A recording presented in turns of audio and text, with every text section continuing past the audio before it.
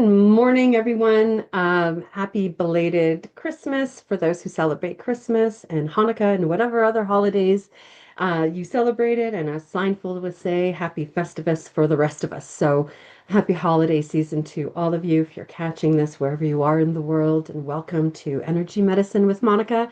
I'm Monica Marzak, certified body talk practitioner, where we come together and in this group to shift perspective on your life and release whatever is ready to be let go so you can live a fuller, healthier life. And in today's work, what we're going to explore is cognitive dissonance and the impact that it has on you and your life, and even through your body systems. Now, cognitive dissonance, you will think for yourself what it means to you or your definition of it, but it's usually having a one focused mind, and assuming that your point of view is true, not knowing that it's true, but assuming that it's true. And then when an opposing opinion or a different piece of information, facts, um, or a different perspective comes in, and you are unable to look at both sides of the coin. And what we want to do in today's work is to press pause before the rejection of that other piece of information, to actually hear what the other person is saying or to evaluate that other piece of information that you're receiving. Now, these assumptions could stay stored in the deep brain. So we got the thalamus, and then we've got the pons and the cerebellum.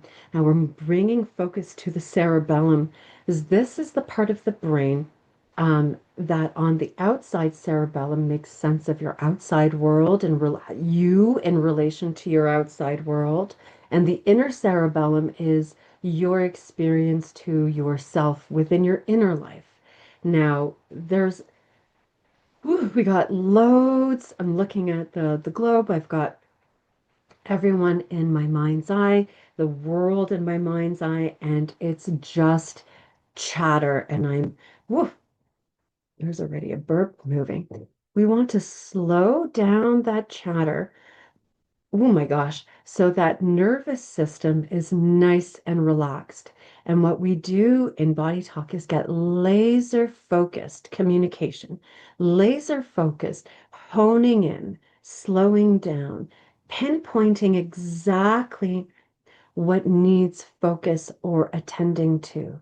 I'm going right down into the molecular structure of the cerebellum, and the water within that cerebellum feels a little sharp. So there is Japanese, oh God, I can't remember his name. I think it was Kawasaki. I can't remember. I'm so bad with names. I can't remember them for the life of me. But he did a research where he spoke to water, and the vibration of the words used affected the crystalline structure of the water. Now you have to think for yourself that we as humans are majority water. We were born from water within our mother's womb. We swam in water, and we need at least 8 glasses a day of water. We need to stay hydrated. And that internal talk that you have with yourself, whether it's, oh, you're doing such a great job, positive thinking, and the opposite of positive thinking would be, tearing yourself down or those really mean internal speech. It changes the crystalline structure of the water. Now, positive thinking, I've got a kind of like a gray kind of relationship with it. Don't really look at positive thinking in the same way that most people do. Those mantras that create coping mechanisms. Now, the only time that I would say that, anyway, from my perspective, positive thinking is good is that if you have such a low self-esteem, you're really down on yourself. You need that positive thinking to raise you up to a space that you're able to do some self-reflection, get the sessions you need, or talk to your practitioner, get the help required from psychiatrists or whatnot. However, whatever avenue you go. like positive thinking as to coping or sliding over or to hide what's actually happening is also another detrimental thing that some people do. They only want to stay in the good or those nice feelings and reject anything else. So a rejection of anything whole is a rejection of yourself. So we're in the crystalline structure of that cerebellum, both internal, where where you're dealing with yourself, where you have that experience of yourself, and that outer cerebellum with you and the rest of the world, the outer, your life around you, whether that be, you can think about your relationships, your environment, your life around you, where you are in this macrocosm of the world. And we're going down to those crystalline structures and we're pressing. Oh, and we're not going to press pause, but we need to do a cleanup. There's a lot of dirty thinking based on assumptions. So we're going to bring in a hydration to the crystalline structure within that cerebellum to start cleaning out I am right, I am wrong. Those opposing thoughts, those assumptions that you hold about yourself, so true that when something else or someone else brings a different fact or a different perspective, you take it really personally and it means something about you. It means something about you. Has all these definitions, and then you put yourself in a little box based on these little definitions of what you think to be true. It's very different to say, I think something to be true, rather, I know it to be true. It's a very different energy. So we're helping to bring in the lymphatic system. We're going to do a lymphatic drainage and we're going to do a repair to the crystalline structure within that cerebellum of the water molecules, hydrating them, bringing them back to life. So you can think of all of those dirty thoughts that you've used to say to yourself or you say to yourself, even if it's condemnation for, oh my God, I'm so silly, I made a mistake. Oh, and then you tap yourself on the hand. How many times you condemn yourself for something and judge yourself harshly? Oh, that feels really, feel very heavy in the brain. It's sitting like, feel like I've got a weight on my head. So we're going to start to drip that out with a lymphatic drainage. I feel really ill. I feel really, really ill. So just hold tight. I'm going to anchor this to the ankles and bring in, um, oh, there's so much. I could hear the chatter. Oh my gosh. I could hear everyone almost yelling at me. Ah, so how am I going to work this? Defensiveness is coming in. I could feel almost everybody's wanting to give me proof and their reasons and justifications for why they think what they're thinking is right, rather than staying in curiosity, childlike curiosity to question that middle road between, that middle road that Jung talked about, staying in that midline, the tension of the opposites. Both opposite ideas can be true at the same time. Two opposing things can be true at the same time. And it's to stay clear within that midline, that the midline, that woof, right here in the present, not in that horizontal mind where it flings you to the past, projects it onto the future and the present, and says it's always going to be like this.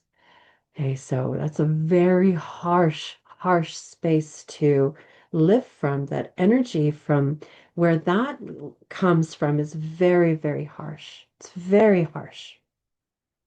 I want to stay in the middle, right in that center point where the tension of opposites, I can feel the tension of opposites. Oh, there we go. My breath finally came in. And I can examine for myself. What is true? Mm. What is true? I can ask questions. And from those questions, that childlike curiosity, um, I can have a shift in perspective, can have a different understanding, a different point of view. And that different point of view not only changes your neurological structure, the neurons within your brain, but also ripples down and changes the physiology of your body to greater health, and then ripples out into your life, right? Ripples outward. And so everyone wants to change the world. Not many people want to look and change themselves. So I think as Dalai Lama said, be the change you want to see. Be the change you want to see. Live your life from that space, right? You do your inner work first. Oh my gosh. So in comes, I could hear it in my ears. I could feel it in my brain. This assumption that healing must feel good all of the time. And if anything is a little difficult, most people abandon it. Most abandon hard work. Now, looking inward is not easy. It requires diligence. It requires empathy towards yourself. It cultivates love for yourself. And it shifts everything down to your progeny and out to your ancestors. And it's not easy. Learning how to think is not easy. I've been doing this work for over 20 years now. I started in 2005 with my teacher, where we looked at our assumptions and how those assumptions dictate your life. And that's the space from which you live from. And that's the space from which your body operates from. And then to question assumptions changes everything, everything. And there's this tendency, I could feel it through, like if my brain was cut in half, right through that limbic center, right through that parietal brain, and even through the third eye and that prefrontal cortex, that there's an assumption that this work is easy. It's not easy to take a look at yourself with honesty, with sincerity, and then take full responsibility without any blame, not even towards yourself or the other, without making excuses, actually to reflect inward and see honestly for the space from which you're living your life. That's not an easy task to do. And it's like the everyone wants the $1 million, but nobody wants to do anything for it. So I'll give an example here, a little story where, let's say you were playing, you had to hit a ball and it was the best, I don't know, team, the best sport or whatever. He was the best pitcher. And you had to hit a curveball or a fastball from this guy. And it's a baseball and you have to go and hit the ball. So you've got, and you say, oh, you hit this one ball and you're going to get $1 million. So could you imagine the hordes of people that line up? You're waiting in line for days and days. It's your turn to hit the ball and you miss. How many of those people will actually get back into line and do it again? So let's say we're down 50% now. So now there's 50% of people, if they don't get it the first time, they abandon ship. So you've got 50% of people lining up. Out of those 50%, you miss the ball again. Out of those 50%, let's say another 25 drop out, and then so forth and so forth. How long? It's like it takes diligence, practice, inquiry, curiosity, and a little bit of stubbornness to keep coming back to, the baby who falls down on their bum and gets up and walks again. You fall down and you get up. You fall down and you get up. All right. So this, I could feel that we're going to run this repair to this dumping of healing is easy or it should feel good. Not always. Yes, there's a benefit. And sometimes the sessions kick in even a month from now. You get an aha moment where it trickles through all of your filters and the brain and the head brain and then the heart brain, and it finally starts to synthesize and alchemize within that gut. And you have that full bodied aha moment. Now, for myself, as an example, I had that experience yesterday, but I was hearing the same piece of information for many years. And it finally hit in my gut yesterday, and I was able to have that shift in perspective. And I went, oh, I see now. I get it. And from this place, things can change. From this place, things can be different. But it took many healing sessions and it took years of me coming back to myself to explore my assumptions. Okay, I'm going to anchor this to the heart to individuate. So, individuation is a growing up process, dumping those childish notions of my assumptions are right, or being in that cognitive dissonance, having a little bit of curiosity when someone gives you a different point of view, to actually sit and take a listen to their point of view. And then if it still doesn't make sense, not to just throw it out, but to ask clarifying questions. It's all about the question. Ooh. Oh, and we're going to bring in here as an anchor to the session the pause button. And this is really quite symbolic. We've got the new year coming up. So the next time we meet, we'll already be in the new year. So to press pause and look over your year that passed to see uh, what shifted.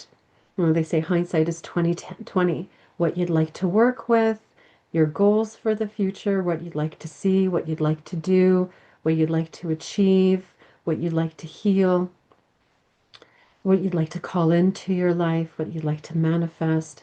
But that pause is necessary to look back without assumption and to really reflect and take that hindsight to really take stock of your year that's passed.